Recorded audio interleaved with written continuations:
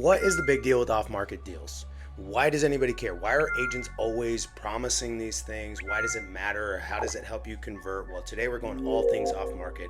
I'm going to start off by describing why off-markets matter, two, how you can craft language to convert buyers better by exposing them to the fact that you provide off-market value, and then three, show you practical tactics on how you can find off-market deals for your buyers in today's market that are actually working today.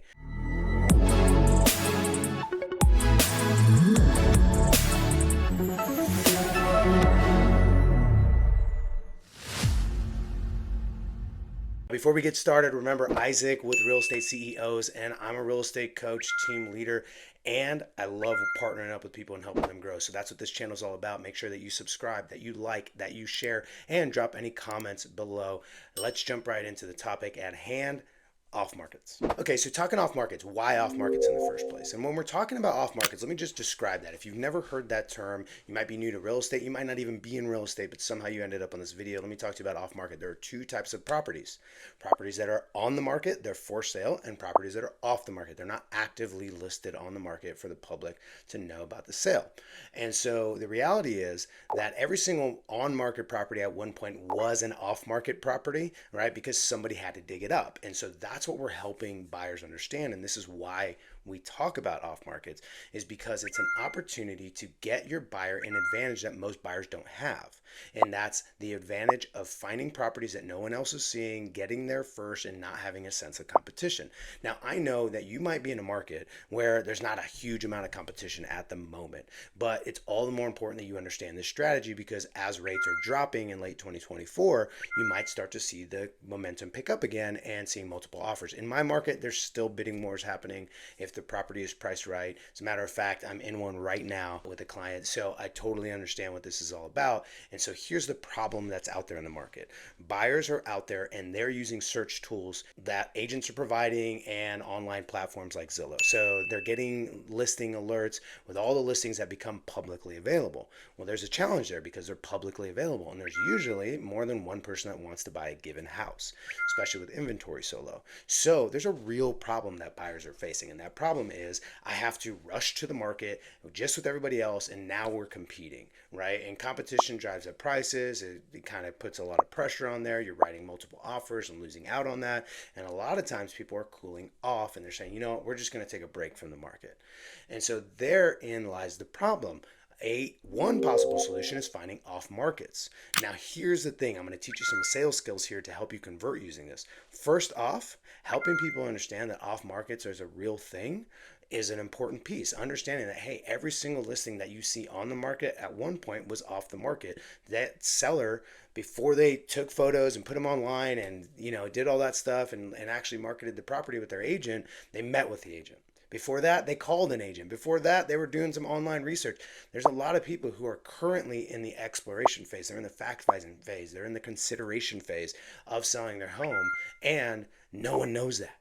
Or maybe a very small group of people know that, right? Every time I go on a listing appointment, it's like me, the sellers, my team, they're the only people that know that this house is about to go to market, right? And so that's an off market right there.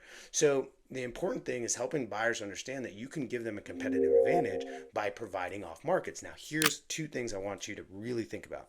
One is by simply saying, I can get you off markets. Trust me, if you've ever done this, you probably ran into this situation where they go, oh, really? That's terrific. Can you send them to me? Because the way that we say it a lot of times is we make it sound like we have this stockpile of off-market properties and, oh, we could just go find one, pick one off the shelf and give it to you if you're my client.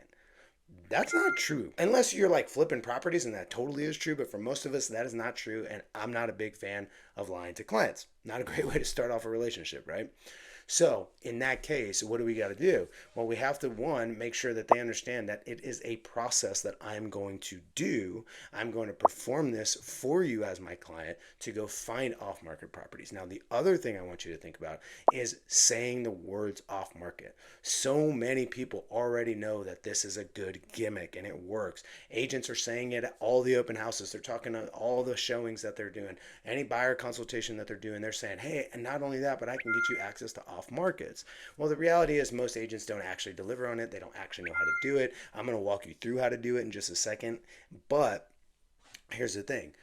What happens is a lot of people say it, and then the consumer goes, "Ah, yeah, whatever." So either A, they're interested and they want a list because you go, "Hey, I can get you off markets." And they go, "Great." Or B, they don't believe you because the last 12 people they talked to said they can get them off markets, and it's not unique. It's not a unique selling proposition. Everybody else is saying the same thing. Now, a third component that you really have to think about when you're talking about off markets is also making sure that you know and that the client knows that this is part of your value proposition. Because you can make the mistake that we've made plenty of times, and hopefully you learn from our mistakes, the mistake of saying, hey, we can do off markets and focusing off markets and all this stuff. And then we go out and show them properties that are on the market. And they're like, dude, I thought you guys were going to get me off markets. You sold me a bill of goods and you're not delivering on it. So what happened is we pigeonholed ourselves into being the off market people. Instead of saying, hey, in addition to finding properties as they come up on the market and keeping a keen eye on what's happening and making sure you're up to date on everything that becomes publicly available, on top of that, we're going to do this program. Right? So here's the thing. You have to be able to navigate that so that you don't pigeonhole yourself as the only off-market people. You don't want to have them not see you as unique or valuable because everybody else says off-markets, and you don't want them to think there's some magical list that you're just holding on to. And usually what that results in is, oh yeah, can you just email me that list? How do you avoid that? I'm going to walk you through how to avoid that. First of all, you got to stop calling it off-markets. And you have to describe the process of acquiring off market. So here's what that sounds like. Hey, so it sounds like you're using a reactive home search method. Everything that just becomes publicly available, you're reacting. And what the problem with that is it creates this pain of competition. You're always rushing the properties, yada, yada, yada. Well, what we do that's different is we actually, in addition to finding properties as they become available to the public using our technology and the platforms that connect to the MLS, in addition to that, what we do is we get a buyer blueprint together with you, and then me and my team proactively, instead of reactively, we proactively go out and generate inventory specifically for you. We're going to call for sale by owners, expired, canceled, withdrawals, for rent by owners over the last 5 years, right? We kind of talk about that, but here's what we say. We describe what finding an off market is as opposed to just naming it, right? So when I say, hey, we're going to use a blueprint, customize it to you, and then me and my team are going to go out and generate inventory specifically for you with the hopes and the aim of putting you in front of homes that no one else is seeing, or at least get you there first. That's way different. Now, what I did is actually describe off markets, right? But I described it in a way that nobody else did. Everyone else, the last 9 people they talked to said, oh, we got off markets, we got off markets, we got off markets. I'm telling you, no, this is a process that I perform. This is a service that I perform. As a matter of fact, if you even notice, I can't get you a list. I have to build a blueprint with you first. Now, it might be that I have access to some flippers and other stuff, and I'll get into that in just a second, but I still need a blueprint. I can't just send you a list of people that have off-market properties because maybe none of them match what you're looking for, right? In terms of the benefits and features of the home or the area and the lifestyle, the price, right? That's a really hard proposition. So I want to describe it that way. So it's really important that you understand why off markets are important, how to make it stand out and be unique. Now, here's the thing. I've heard one phrase that at first sounds good, but again, it kind of pigeonholes you in that, hey, just send me the list. I heard someone say, hey, this is the private seller list. And although that sounds really sexy, what happens is as soon as you say list, they're like, cool, send me the list. Then you have to reel it back in and kind of sound like a bait and switch person by going, oh, well, it's actually not a list. I have to perform this buyer blueprint. Why not just skip all that? Why not skip the confusion and sounding like you're bait and switching and just get down to, hey, this is what we do, right? Now I am easily able to get that into an appointment too because, hey, we have to sit down for 15 minutes to build your blueprint so that I can start proactively generating inventory specifically for you. Now, don't get me wrong, we're obviously going to keep a keen eye on what's coming on in the market because there might be the right fit coming to market, but here's the purpose of my program, and then you should name your program. You can call it the off-market bonanza, the no one knows list. I don't know, whatever you want to call it. I wouldn't call it off-market or list, but just call it a program. And my program, what we do is blank, blank, blank. In addition to that, we're going to keep an eye on the list. And here's the thing. You get to go to sleep every single night knowing no stone has been left unturned. That's the purpose of the program. So there's the sales part of it, right? Now, I'm going to talk to you about how to actually get the off market deals. All right, how to find properties off market. So we're going to break it down into two subcategories: outbound and inbound. Now, outbound is pretty simple. It's exactly what it sounds like. It's the calling stuff, it's the knocking, it's the things, right? So I'm going to break it down first. First, easiest tranche, go to people who have identified themselves as somebody who wants to take action in real estate. These are people like expireds. They listed their home, they actually wanted to sell. Cancels, withdrawals, right? Those are big ones where people said, I gave it a shot. For whatever reason, it didn't work out. And by the way, it's not always the agent that they hired's fault, right? They might have been unrealistic. So who knows? Maybe there's actually, with interest rates going down, it makes a lot of sense for buyers that at first didn't think it was a good idea to buy that house. They can now afford it. The monthly payments make a lot of sense for them. Who knows?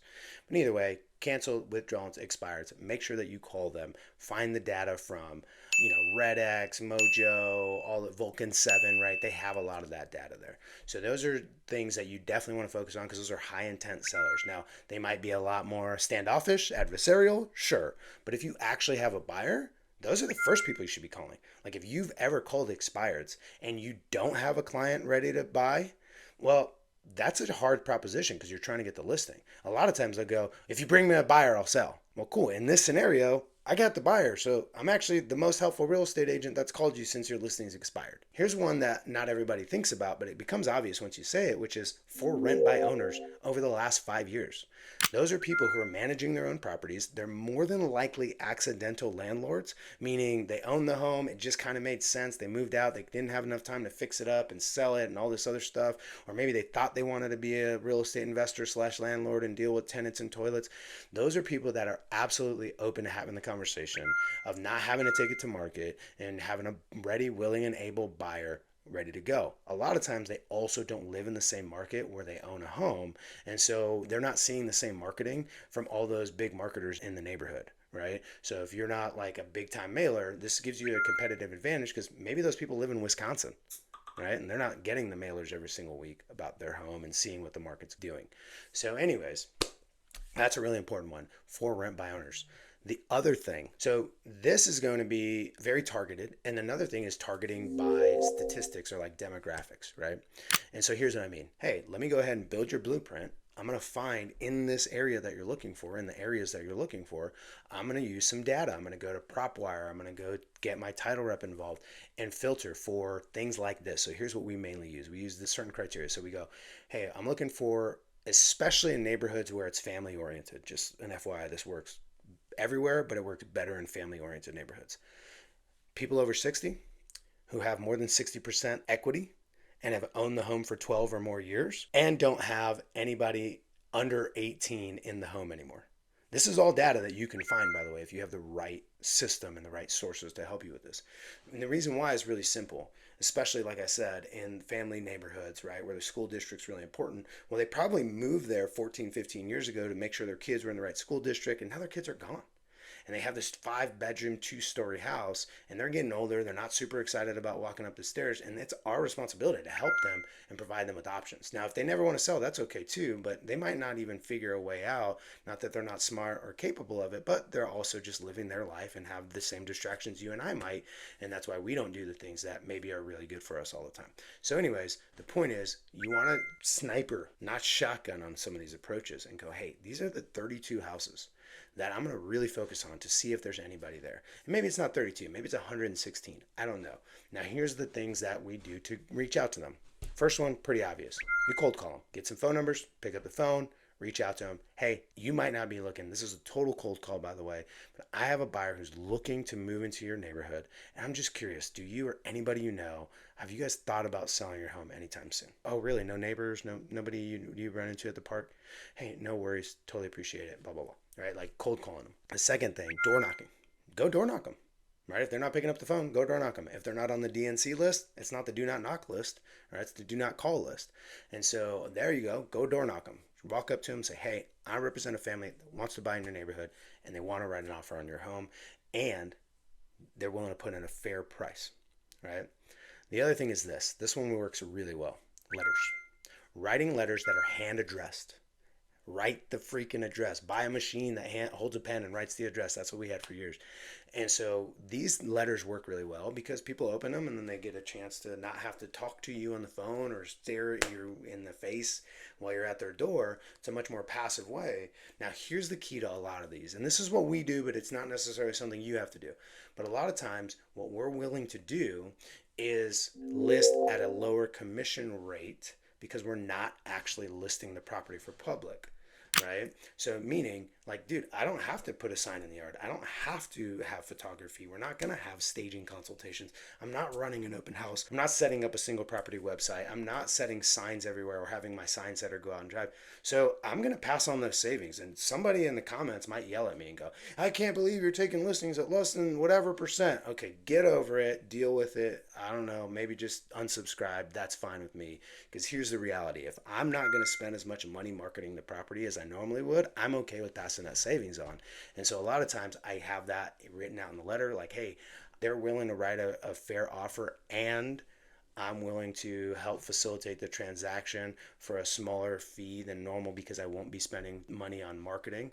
And that could save you up to blank dollars. Talk dollars, don't talk percentages. If you're willing, if your normal fee that you like to charge in your personal business is 6%, let's say, just pulling a number out of nowhere.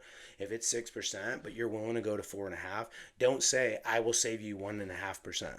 Say, that can save you up to $9,000 or whatever, right? Make sure you use dollars. We learned the hard way doing this stuff over and over and over again, especially during COVID.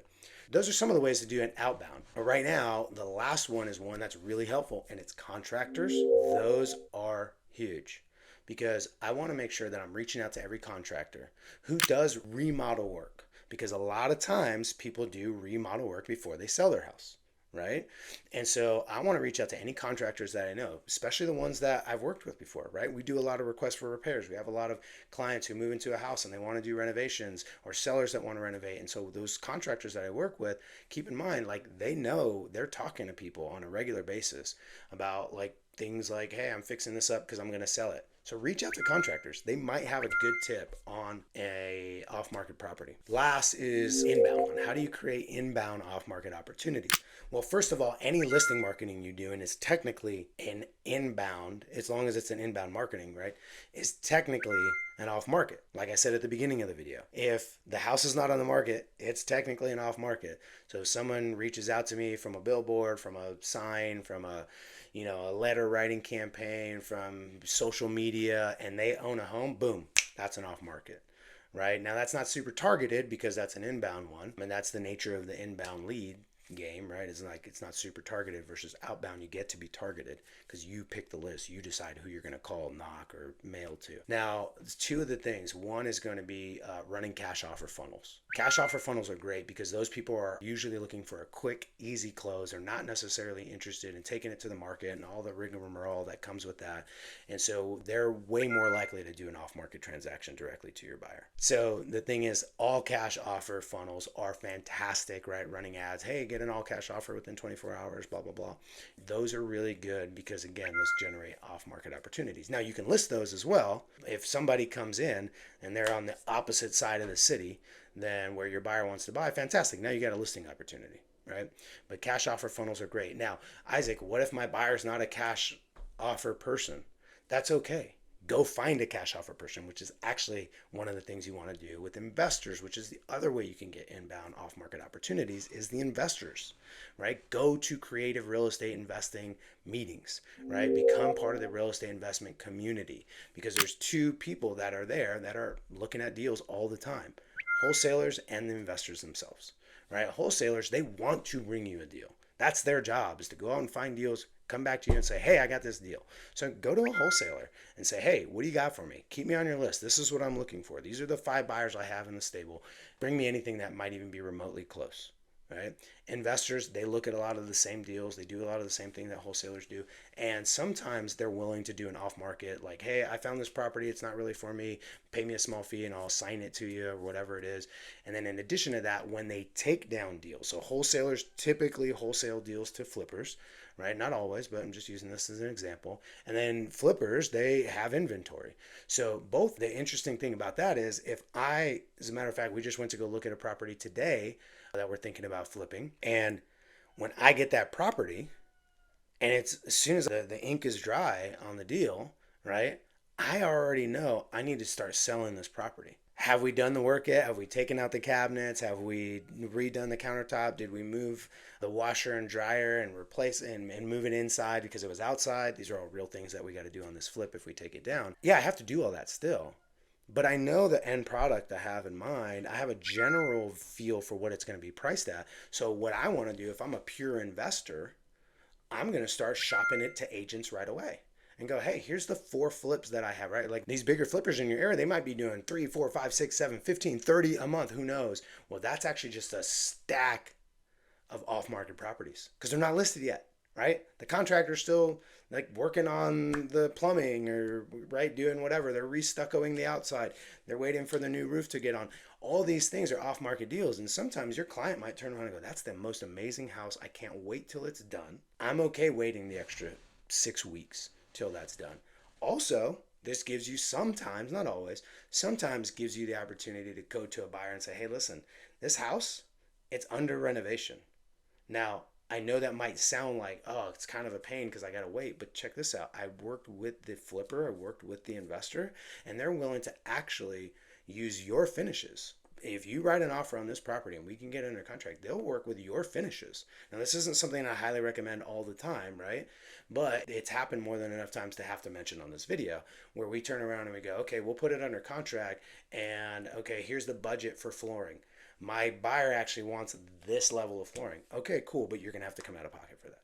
Right? Those types of things happen, but it's a real opportunity to have investors giving you a call and let them know, hey, I need to know everything you have under contract, under construction, and coming to market because those are great opportunities as well. No guarantee like the outbound that it's going to be even remotely a fit for your client, but it is a great opportunity, and who knows, sometimes it actually does work out. So just kind of bringing this all together, one thing that I should have mentioned in the beginning, but it goes without saying almost, is that you're going to have much more control in the outbound section in terms of the product type. By product type, I mean the type of house. Right? If they're looking for a condo and you're running an all cash offer funnel, you might get single family homes and condos. Right? The investors might bring you something that has nothing to do with that. They're all single family, 2-story houses, and your client wants a single story house, ranch style, right? Like those inbound ones are less likely to be a perfect fit versus outbound. So here's why I would say any of that is don't be lazy. Don't offer somebody the ability to go out and generate inventory specifically for them and then just simply hit up investors and wholesalers and then run cash offer funnels. You got to do the outbound stuff. Is it hard? Yeah. Do you face a lot of rejection? Absolutely. But is it worth it? 100%. Because you're doing 2 things. 1, you're putting deals together. 2, you're honoring what you said to your client. So hopefully you found a ton of value in this video. And always remember that if you ever are interested in what we do at Real Estate CEOs, how we partner with people just like you, team leaders, brokers, individual agents, agents on teams to help you grow your business, get started in video, all of the above, we're here to help you. And if you want to learn more, and you want to discuss with us confidentially what a plan would look like for you to grow your business with us, go ahead. In the description below is a link where you can book one-on-one time, get to know who we are, and learn all about the giant network that we have. There's over 1,000 people in Real Estate CEOs right now, and it is growing every single day. And we're super excited to partner with you. So go ahead and click that link. And until next time, happy selling.